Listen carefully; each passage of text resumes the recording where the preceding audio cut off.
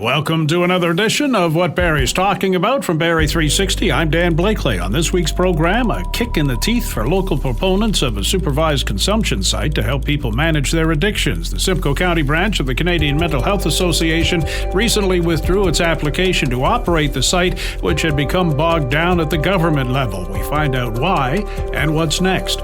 We meet an up-and-coming musical artist from Barrie. Jules Is Dead, just 18, but with a promising future in the music industry. The sky over Oro-Medonte will be resplendent with butterflies this weekend. We shed some light on this event and others from the people at We Unite, and we get a sober sip from a local business that might help those trying to reduce or eliminate their consumption of alcohol. We get the conversation started after this.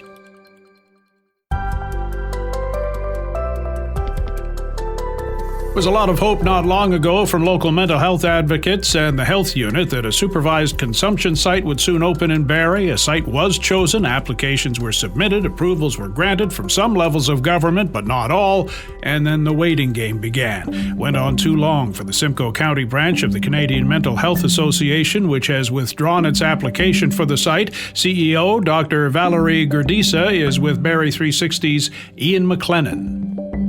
CMHA was the lead on this application for a safe consumption and treatment site in Barrie. When did that application go into both levels of government?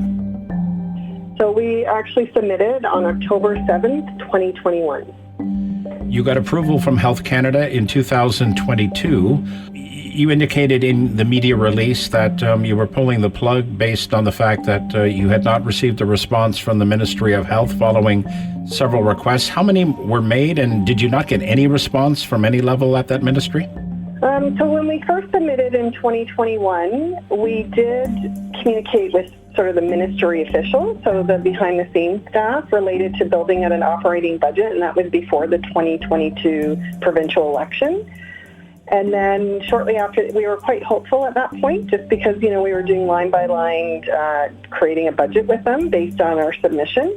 And then following the election, we were told that, there was no new information. And so we gave the ministry and the government, a few months to settle into their new mandate. And then the two board chairs for both the district health unit and CMHA Simcoe County submitted a letter in December 2022 to the Minister of Health just to understand what the decision-making process would be, and we followed up again in January 2023, April 2023, and then when the tragic shooting occurred outside the Riverdale CHC, where there was a CPS, there were signals provincially that everything was on hold, so we didn't really follow up outside of, just conversations with the local MPPs. And then CMHA Ontario was doing some advocacy on our behalf and the other sites as well.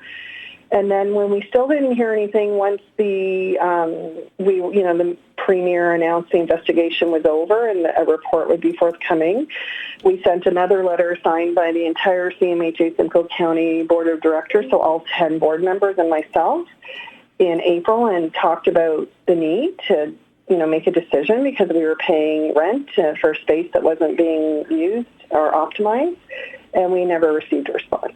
So there's been nothing? Nothing from the Minister of Health or the ministry since spring 2022. So we're going approximately 2 years, and yes, you referenced that shooting of it was a 44-year-old mother of two was killed by a stray bullet near a site in Toronto. I guess there was an altercation between three men and arrests had been made. And at that time, the government, or soon after, put a pause on approving any new consumption and treatment sites. Were you not under that review process? Why not wait until the review is done? Well, that's what we did do. So we kind of knew once that tragedy occurred that we had to wait. So we did wait. And then a couple months back, the Premier did announce that it was over and there'd be a report forthcoming. And so that's when we decided to re-engage with the Minister of Health for a decision, and we've received no information.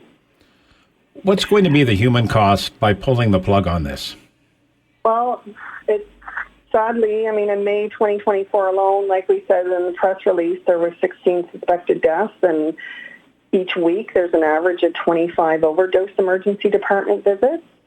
We also know that there is an increased incidence of what's called neonatal abstinence syndrome. So baby newborns are, being delivered and they have an addiction to a substance, and often it's opioids. So, that's actually impacting our neonatal ICU. So it's a huge problem that the government is not making a decision to fund this model of care. And if there's another service delivery option or if it could enhance some of our existing addiction services, that they've not made that decision either. So there's a human cost from the individuals using the substances, from an economic development perspective. I've had many conversations with, the business community and actually in several of the cities and towns in the region, because people are openly using when we could be actually creating spaces for them to use and then wrapping services around them. I'm going to ask you to get into the head of the ministry or the government provincially. Why do you think they didn't respond to you? They don't want these sites, do you believe? Or can you read between the tea leaves?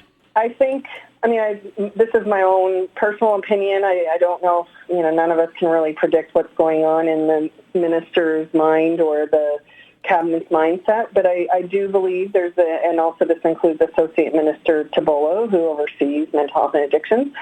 I think there could be a different understanding of harm reduction, and harm reduction would, involve strategies, starting where people are at and not thinking that we can force interventions on them, like some type of forced intervention where they have to take treatment. And so I think that there's a lot of I'd have to say, lack of understanding and knowledge related to addiction services and the opioid crisis, and even just who it impacts. 30%, there's an Ontario provincial report that 30% of those that die from opioid use are actually, if they're working, walking well, individuals working in the construction industry. I think there's a lack of understanding that this is impacting all generations across the entire ecosystem of all of our different industries.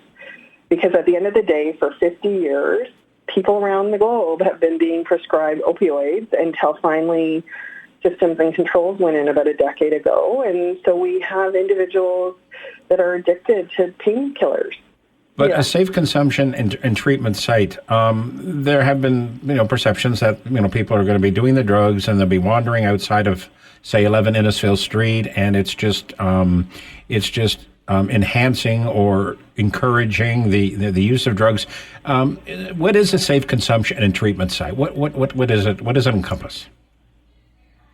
So, and that's kind of the rhetoric that I think we do hear, that and there's been a recent study that I can send along to you that shows that actually kind of the communities around the site do not have any increased criminal activity and or sort of the behaviors everybody's concerned about, because what they do is they help prevent serious harms to individuals. And then they actually, because they're working with individuals, they're providing health and social services, that they then get access to other social services. And we had to put clearly in our application all of the different strategies we would implement to make sure that the individuals were not loitering in the neighborhood, knowing that, no community would want someone loitering after they use the substance. And there's a waiting period because we have to assess them to make sure that they're in a stable state before they even walk out of the site. And then we had peer support workers, scheduled, and we had volunteers scheduled to ensure that we wayfind them back to wherever they're going and not just hanging outside our facility. We had all these different we worked with the Barrie Police Services around sort of a safety plan related to the facility and exactly right outside that building. So, we can't control for it. And I think what's not really well understood is it's happening in our streets. So people are using substances openly everywhere. What we were proposing was a safe place for people to come in and try and link them to services that they would benefit from if they so desired. And also there is then more comprehensive, intensive services where people, go into detox centers and residential centers. But again, we do not have a system where we force people into treatment. And like any change, let's take it out of a substance use problem. You cannot force people to change. You have to start where they're at until they gain insight. And harm reduction doesn't mean they're going to stop using. It's going to be that they're going to use where it, reduces the harm to their individual lives and the lives around them. So what are the options now, Doctor, for CMHA, Simcoe County branch, the health unit, and other care providers now that the plug's been pulled on this option, at least for now? Well, we're as we shared, we're committed to supporting people. We'll continue to optimize our full, range of addiction services and supports. We have a very innovative model of care called the Community-Based Mobile Withdrawal Management Service, where we actually go into people's homes and or residences, and we support them over a 30-day period to withdraw from substances. So that program, if anything, it would be great if the ministry is not going to fund SCS-CTS, then they enhance the funding, because we received startup funding in 2021, and it's really not enough to meet the demand. And then we also have outreach addiction services, where we have workers that go into the community, literally working with people where they're at, in encampments, in the street, booking, scheduling meetings to help address the opioid crisis. So we will continue to, with our addiction services, provide as much service and support. And if and when the government signals that it has a plan, then we'll put our hands up again and or resubmit the application.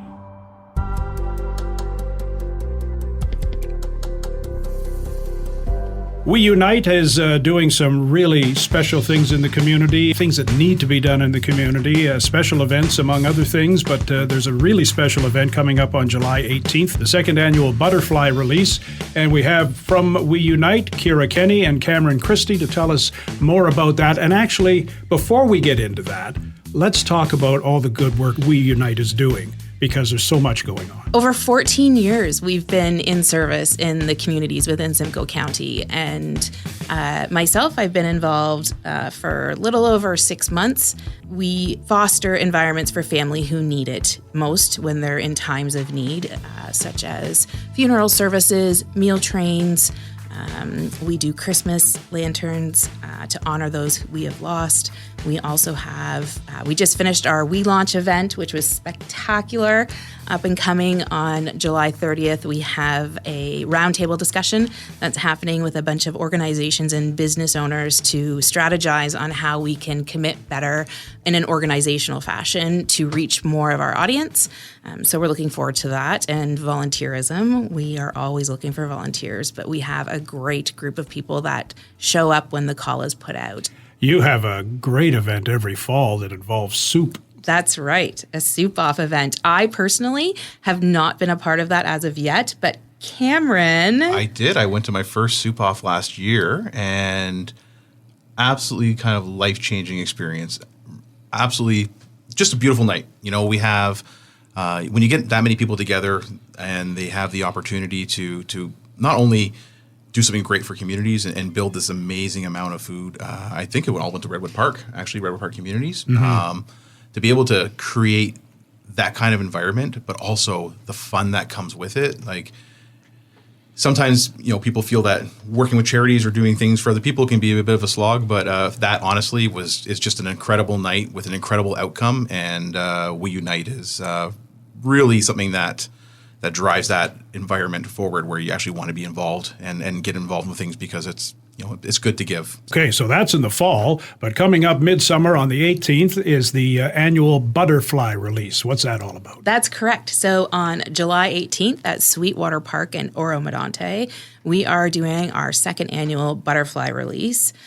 We honor those who have been lost by releasing butterflies. And what's interesting about this event is that the event is completely free. We Unite has purchased the butterflies to give to the community to come and release them.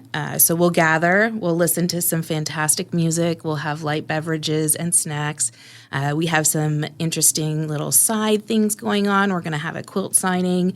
So we're going to have like a cornerstone quilt for people to sign, coloring pages, build your own butterfly to take home, lots of interesting things. And then at dusk, we will release the butterflies all together. The event, although it is free to Simcoe County residents, they have to be pre-registered.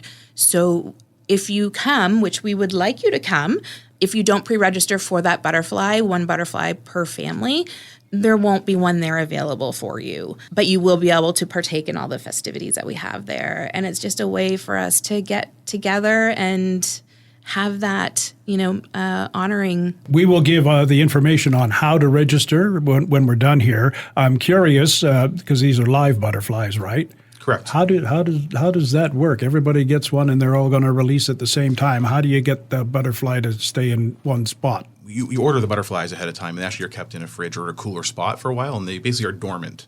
So that when we take them out a certain amount of time beforehand, you got to remember to do that, and then they basically come in an envelope, right? And then as you open them up, they sort of sit there, and they honestly are waking up, and then they fly off. And I think that's what makes the butterfly release so special, right? And there's many different occasions people have used them on, right? In fact, I used them for our wedding back in 2007. It's amazing, almost the interaction that you have with a butterfly, right? And people, when they release them, they feel that connection with the person that they're trying to remember, that person who has unfortunately left them, and it's special. It's special, and even funnier is even I can remember with my father-in-law, who was obviously at my wedding in 2007.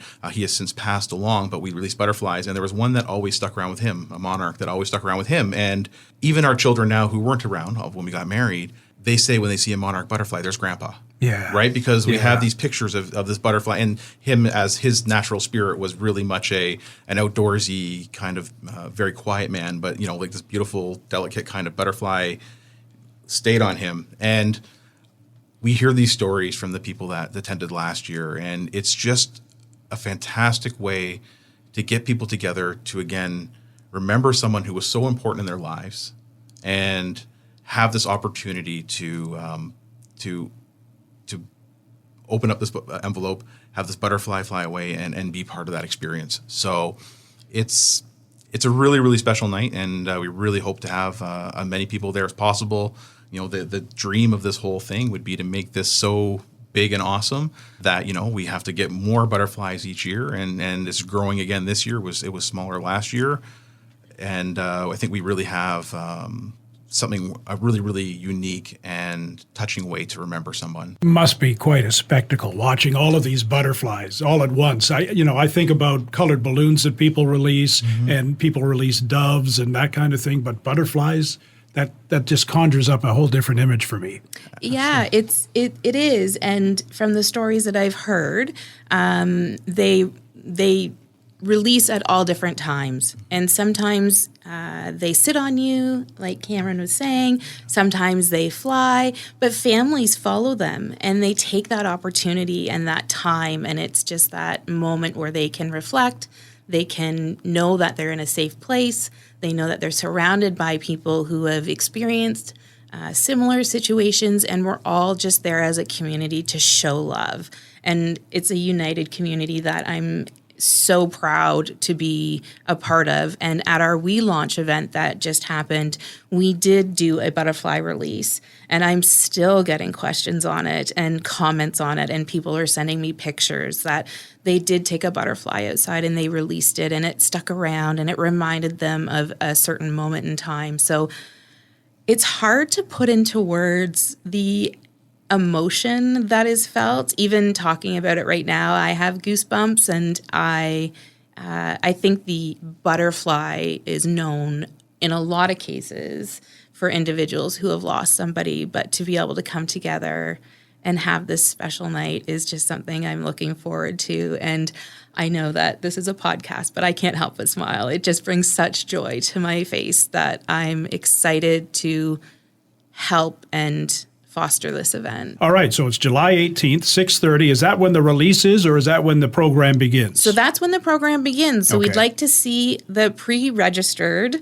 individuals who have reserved a butterfly arrive, and you will sign in. There'll be a guest quilt there to sign. There'll be some light snacks, some beverages. There'll be, like I mentioned before, some live music. We'll gather. Once everybody is registered, we'll distribute the butterflies. Pre-registration happens where? It happens at our website, and that's www.weunite.ca, and under the events tab, under butterfly release. We also have a butterfly fund. So as I mentioned before, this is a free event that We Unite is supporting. However, we hope to build this in the future, and we can only do that with help. We're a nonprofit organization, and so donations matter. Donations matter across the board for all of our events, all of our services, to be able to put these things on for individuals. So there is also the option, if you cannot attend but would like to donate to our Butterfly Fund, it is on the same page. On that page as well, everything that We Unite has been doing, will be doing, how other people get involved, because you were wanted to talk about volunteers as well. Absolutely. So on the We Unite website, you will also see certain tabs, request support. So if you or someone you know could use an extra helping hand, if someone is needing a meal or a meal train, or if someone has passed away, you can go onto our website and request support. And what that means is all hands on deck. We call out to our volunteers, and we put together the food for funeral services. And so that comes from our volunteers. What also happens after that is when that service has happened, we then take that food and repackage it, and we're able to deliver it that same day to shelters, hospices, hospitals all across Simcoe County. So our work just doesn't end there. We utilize that food for soup kitchens. Our last service that we did was for 300 people, but by the end of the day, we had fed over 1,130 mouths. Wow, that's tremendous. So it's, we do great work, but we do it behind the scenes. And we can't do that without our volunteers. And so also underneath that tab, there is a volunteer section, and you are more than welcome to sign up to be a volunteer. We are very careful with our volunteers, and we wrap our We Unite arms around them, and we ask them what they would like to participate in. There are students looking for student hours. I'm always looking for students for student hours for these markets and for the Christmas lanterns. We welcome volunteers with open arms, and you can also see our upcoming events as well. Awesome. The website again? www.weunite.ca. Also find us on Instagram and Facebook. What Barrie's Talking About is a weekly podcast featuring the best Barrie and Simcoe County have to offer and more. You can get caught up and make it easy to keep up in the future by subscribing to What Barrie's Talking About through any podcast distributor. Still to come on What Barrie's Talking About, she's just 18 but is taking the music world by storm. We meet Jules Is Dead, and Sober Sips has opened a location in downtown Barrie. We help them pop the cork. Now this. It's cool to care. It's a well-known fact blood transfusion saves lives.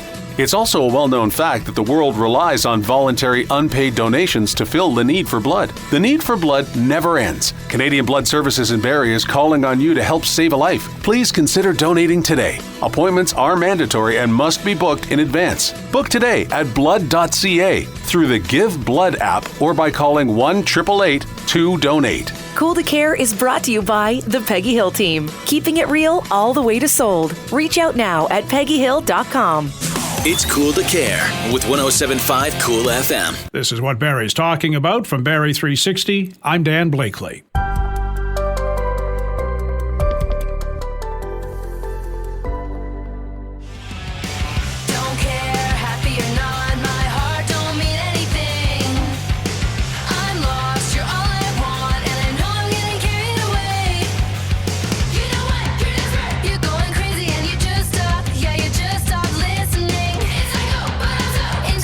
So there are a few lines from Red Is My Favorite Color from up-and-coming local artist, Jules Is Dead. I say up-and-coming because you're what, 18? Yep, 18. Yeah, so this is all relatively new to you, but from what I'm reading, things are going very, very well. Yeah, it's pretty quickly taken off.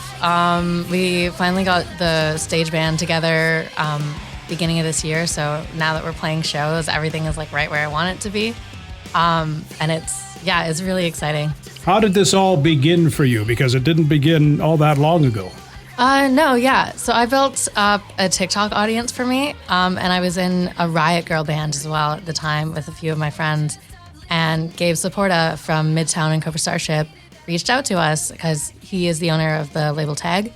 And he was like, we should meet up. Like, I would love to do a Zoom call with your band, with your parents. Like, and then we scheduled the Zoom call, and then the band kind of like fully imploded on that day. So then went like the day of the meeting. Oh, no. So then that pretty quickly went from a band to just me. And then he flew me and my parents out to LA. We spent like 4 days writing 4 songs. And then on the 5th day, all the songs were shown to Atlantic. And then they wanted to sign me. And yeah, now I'm under Atlantic and Tag. And I've been going back to LA every few months since then, writing new stuff, recording new demos, getting new songs finalized, and yeah. How exciting and how scary has all of that been? It's been a lot. It's been a lot, especially like during, like I'm still in high school, like especially doing all of that in like grade 11 while trying to like have friends and social life and finish my courses and everything. It's been so stressful. But it's also like everything I've ever wanted to do. So the stress it's fine. You find a way, don't you? Yeah. Yeah. You mentioned your parents, big influence there because they're musical. Yeah, definitely. My dad like would always play me a lot of Radiohead, U2, and then like a lot of blues. And then my mom played a lot of jazz, and like she listened to radio pop music. So I listened to a lot of that. So it's kind of like everywhere. So I don't need to ask if they're supportive or not. They are very much more than supportive. Let's talk about the genre you've chosen. Why did you veer in that direction? I don't mean that in a bad way. So when COVID hit, I was in like 8th grade, and I was super bored in my house, as everybody was. And I remember that my dad had the Rock Band and Guitar Hero video games in our basement. And I was like, okay, well, I remember seeing it around when I was a kid. Maybe it'll be fun. I don't know. I'm so bored right now. I'm going to find out. Yeah. So we brought them all out of the basement. And that's what introduced me to like all my favorite bands right now, like AFI, Jimmy Eat World, Paramore, like all those bands like stemmed from me finding those games. And then I ended up being really good at the like fake Rock Band guitar. And I was like, maybe I should buy a real guitar. And then I bought a real guitar. And self-taught with that. Yep. Look at you. How difficult was that to master? Oh, it took a while because I'd played some acoustic, which I also pretty much self-taught, like for 6 months before I got my electric.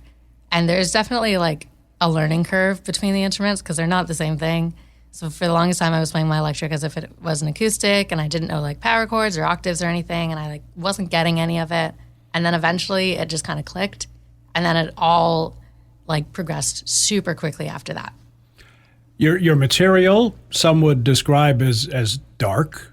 Why that direction? I think songs can be like really empowering, and you can write about like a lot of things that are like taboo to talk about or like are hard to usually like put into words in a conversation with someone. So I get to use it as like an outlet for everything I have going on, whether that's like stress, my mental health, my friendships. Like I basically just channel all of that into my songs. So it can be like, it's just a good way to like get out all my negative emotions in a healthy manner. And that's what you want to do. But you also, at the same time, are inviting other people in to be a part of that and maybe express themselves as well. Yeah, a lot of the times when you like find a song that you really care about and resonate with, that goes on to like just be a song that means a lot to you. And I like aspire to be able to do that for someone else, as like all of these other bands I love have done that for me. Jules Is Dead. Oh, that came from Honestly, I think it kind of stuck just because it was my like internet username. But it's based off of Frank Iero from My Chemical Romance. His on all his platforms is Frank Iero Must Die. And I was a big MCR fan. I still am. But I was like, they took over my life at one point. So I wanted to be like so Frank Iero core and be like, let's do like Jules Must Die. And then I was like, well, every other MCR fan is doing that. Let's like change it a little tiny bit. And then that's how that came about. So what's next? You have a date at the Queen's Hotel? Yes. Super excited. It's the first time I'll be playing in Barrie. That's on the 12th. And my new single also comes out that day. So that'll be our first time playing it live after it's been out. And yeah, it's going to be a really fun show. We have a lot of fun covers. This is our first like hour-long set list. So my band hates me because I've given them like 10 days to learn 5 new songs and remember the old songs. And hey, if you can pick up the guitar on your own, they've got to be able to pull this off. oh, they can. They're wonderfully talented people. Yeah. I love them so much. But they're like, Jules, if you ever do this to us again, if you ever do this to us again, we're going to find a new band. Do you have nightmares that you're going to get up on stage and get ready to play and you're going to hit that first note yourself and they don't bother chiming in with you? They just kind of, No, I'm not worried about all of us like not delivering.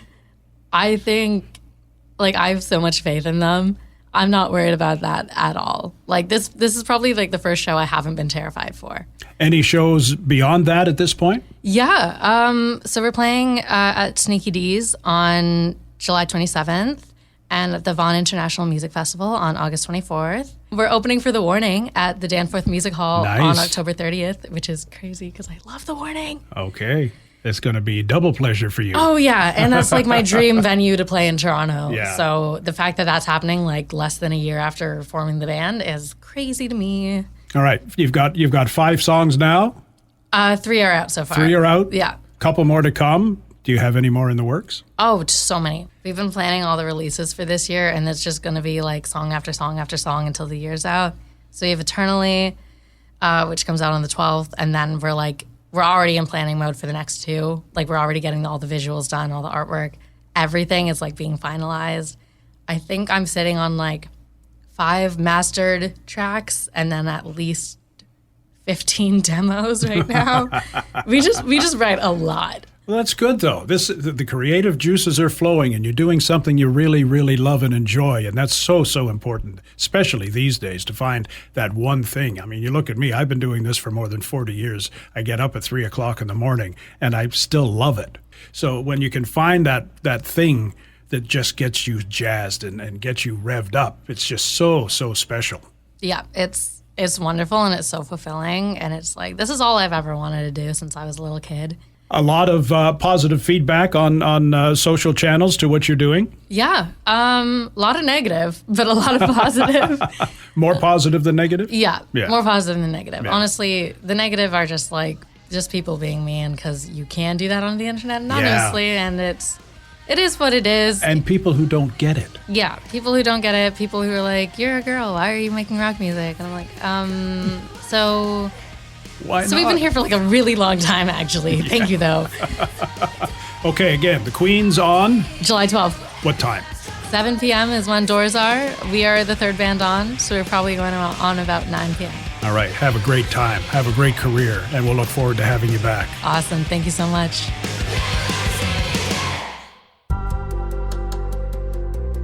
There's a growing demand for non-alcohol or lower alcohol beverages. You can tell by the amount of action Sober Sips has been getting to its website, which has led to a physical location in downtown Barrie. Barrie 360's Will Conkin learns more about it from owners Jeff and Shannon Cunningham.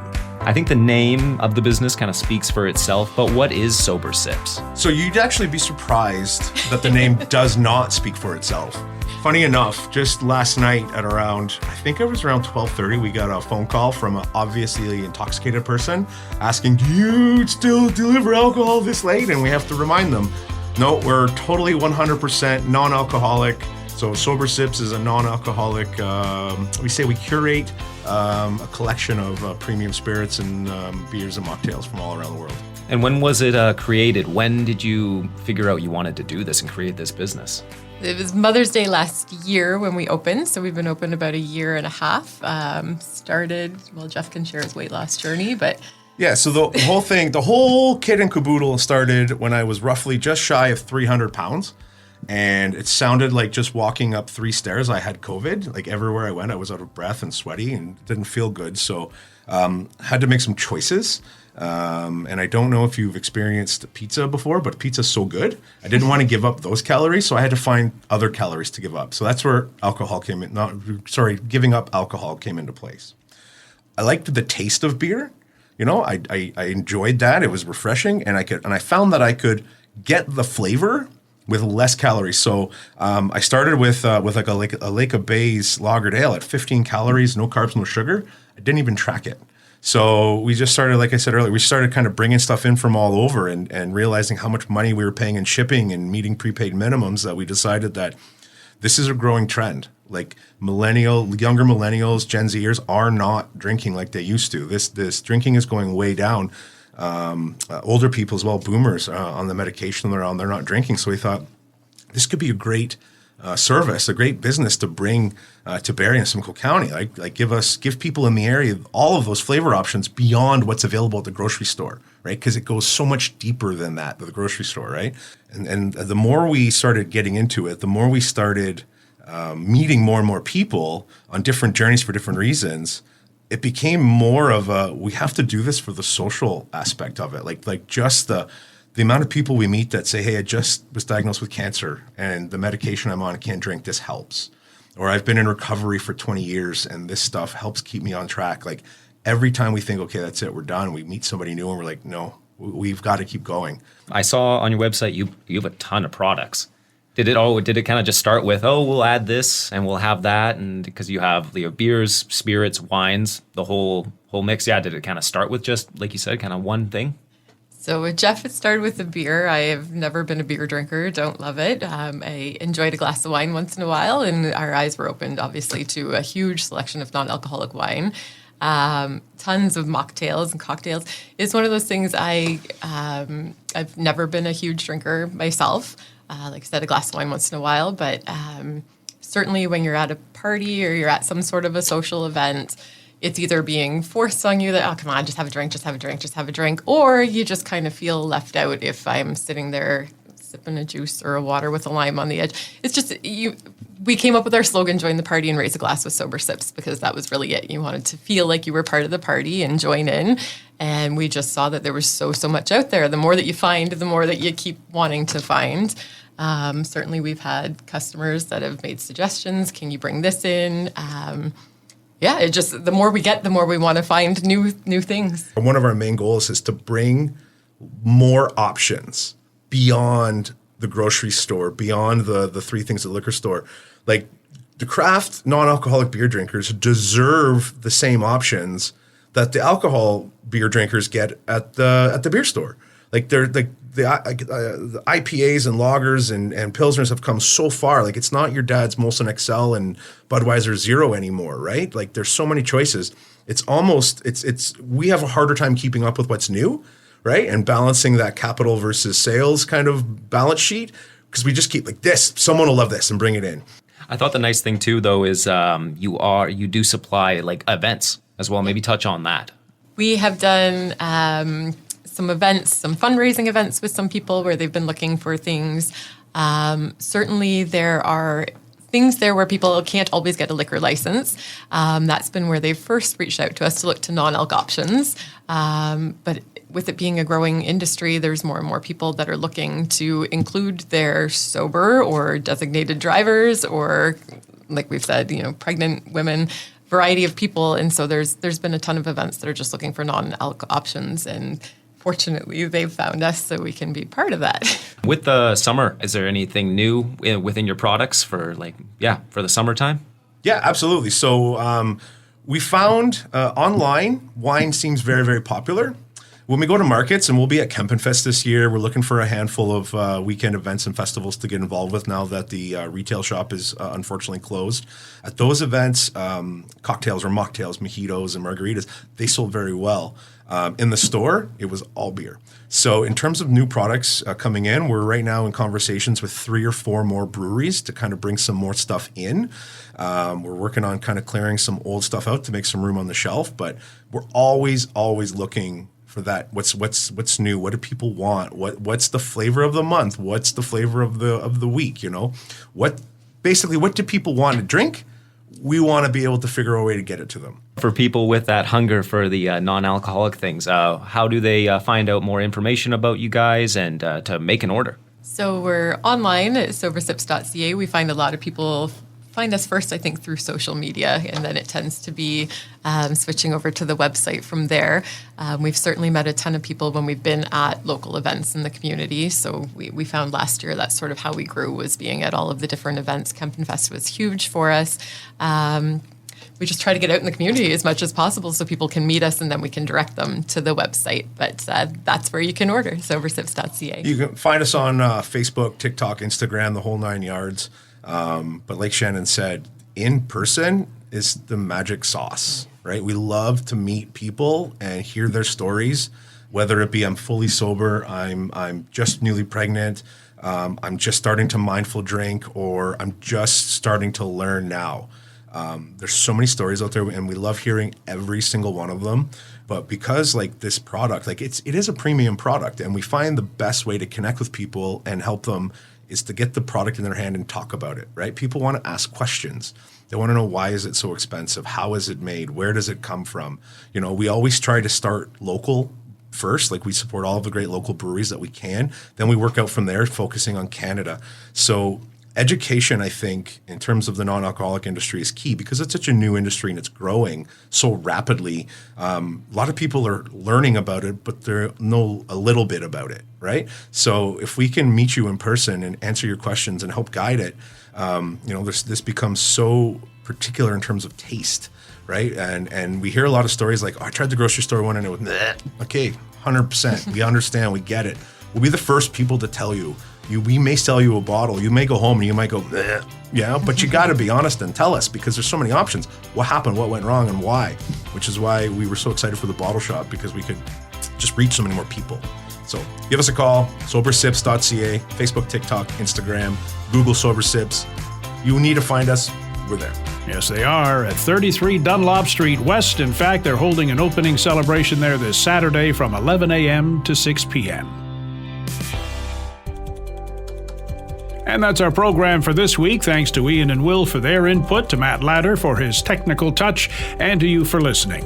If you like what you've heard, please subscribe to What Barrie's Talking About, rate it, review it. You can also keep up with What Barrie's Talking About on X at Barrie360, on our website, Barrie360.com, and there's our daily Kickstart podcast available from any streaming service and on our website. I'm Dan Blakely. Hope you'll join us again next week.